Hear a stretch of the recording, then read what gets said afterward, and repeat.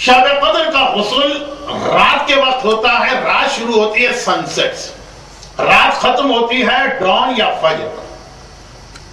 اگر رات کب ختم ہوتی ہے اس مسئلے کے اندر بھی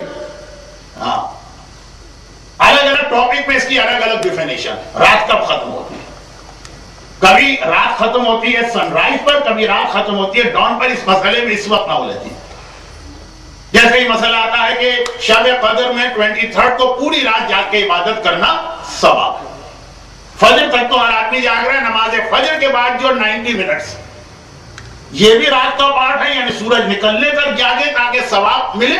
یعنی فجر پڑھ لی, رات ختم ہو گئی, اب دن نکل آیا, دن شروع ہو گیا, اب آپ سو سکتے ہیں. وہ ایک مسئلہ آ جاتا ہے جن کو پورے اسلام میں خالی ایک ہی بات یاد ہے کہ رات کو جاگنے کا بڑا ثواب. تو یہاں پر اس مسئلے غسل میں رات سے مطلب ہے فجر کی اذان.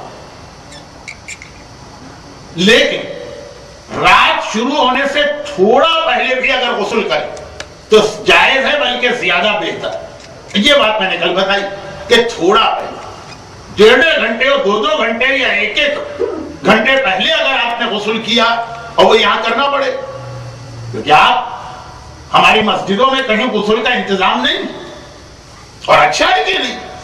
لیکن چائے کا پانی کا انتظام ہوتا ہے, 2 کپ یہاں, 4 کپ وہاں, کچرا یہاں پہ, ٹریش وہاں پہ. لگتا ہی نہیں کہ کسی عبادت گاہ سے لوگ باہر آ رہے ہیں. تو اگر غسل خانے ایسے بنائے جائیں تو پورا امام باڑہ جو پورا کارپیٹ وہاں سے پانی بہ کے یہاں تک آ رہا ہو. ویسے شب قدر میں سب سے زیادہ ثواب ہے 23 والے, کہ مغرب کی نماز اور عشاء کی نماز کے بیچ میں غسل کرو. لیکن کس مسجد میں یہ انتظام ہے سوائے مکی اور مدینے کی یا کربلا وغیرہ کی مسجدوں کے حرم. تو خلاصہ یہ ہے کہ یہاں مجبوری ہے کہ آپ 1 گھنٹے پہلے غسل کریں گے, کیونکہ غسل کر کے اپنے گھر سے نکل کے آئیں گے, اس میں ٹائم لگے گا. لیکن 1 گھنٹہ ٹو مچ ہے. اچھا, اب اس مسئلے کو میں کہنا یہ چاہ رہا تھا جو میں کہہ نہیں پایا اور لگ رہا ہے آج بھی نہیں کہہ پاؤں گا. وہ یہ ہے کہ یقیناً اگر آپ کو 1 گھنٹہ پہلے گھر سے نکلنا ہے یا 1.5 گھنٹہ پہلے نکلنا ہے تو اس وقت غسل کر کے آئیے. اس کے بعد انشاءاللہ اللہ اسے قبول کر لے گا. لیکن اس کے بعد جب آپ رات کو واپس جائیے گا تب بھی احتیاطاً غسل کر لیں. اگر ایک رات کے 2 غسل ہو جائے تو کیا نقصان. لیکن 23 کی نائٹ کو ان کے لیے ممکن نہیں ہے جو پوری رات مسجد میں رہیں, وہ بھائی 1.5 گھنٹے پہلے والا غسل کریں.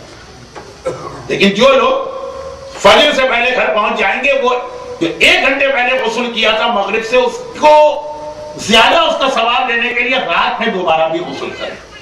اصل بات مجھے یہ کہنا تھی کہ جب آپ شب قدر کا غسل کرتے ہیں تو اس کے بعد آپ وضو کرتے ہیں کہ نہیں کرتے, یہ مسئلہ.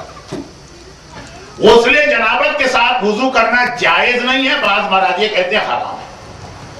لیکن اس کے علاوہ باقی جتنے غسل اسلام میں امام خمینی رضوان اللہ علیہ اور آغا خامنئی کے یہاں غسل کے ساتھ وضو لازم, چاہے وہ واجب غسل ہو جیسے عورتوں کے ہوتے ہیں یا سنت غسل ہو جیسے جمعہ اور شب قدر اور عید کا ہو. غسل الگ چیز ہے, وضو الگ چیز. غسل کے بعد بغیر وضو کے آپ نے نماز پڑھی تو آپ کی نماز غلط ہے. سنت غسل اور واجب غسل کے ساتھ وضو لازم اکارڈنگ ٹو امام خمینی, اکارڈنگ ٹو آغا خامنئی. لیکن مرحوم آغا خوئی اور آغا سیستانی کہتے ہیں کہ غسل جنابت کے ساتھ تو وضو نہیں ہونا چاہیے, باقی سارے غسل کے بعد وضو کرنا ریکمینڈڈ اور بیٹر. لیکن جو مشہور غسل ہیں ان کے ساتھ وضو ضروری نہیں, بشرط یہ کہ وہ غسل اپنی کنڈیشن کے مطابق ہو. جیسے غسل جمعہ ہے, اس کے بعد بھی وضو کریں تو بیٹر, لیکن اگر نہ بھی کریں تو نماز پڑھ سکتے ہیں. غسل کا مطلب وضو آٹومیٹک شامل, لیکن اونلی اکارڈنگ ٹو آغا خوئی اور آغا سیستانی. لیکن اگر آپ نے غسل کیا اور وہ غسل کنڈیشن پہ پورا نہیں ہوتا, جیسے شب قدر کا غسل رات کو ہی کیا, 100% شیور کہ وضو کی ضرورت نہیں, پھر بھی کرنے تو بہتر. 1 گھنٹہ پہلے کیا جو ڈاؤٹ فل غسل ہو گیا, تو اصل مسئلہ یہ بتانا تھا کہ اس کے بعد وضو کر کے اپنی نمازیں بچا دیجیے. اور پرابلم ہمارے یہاں یہ ہوتا ہے کہ ہم لوگ آدھی بات سنتے ہیں, باقی آدھی بات جو ہمیں خود معلوم کرنا چاہیے وہ ہم معلوم نہیں کرتے ہیں.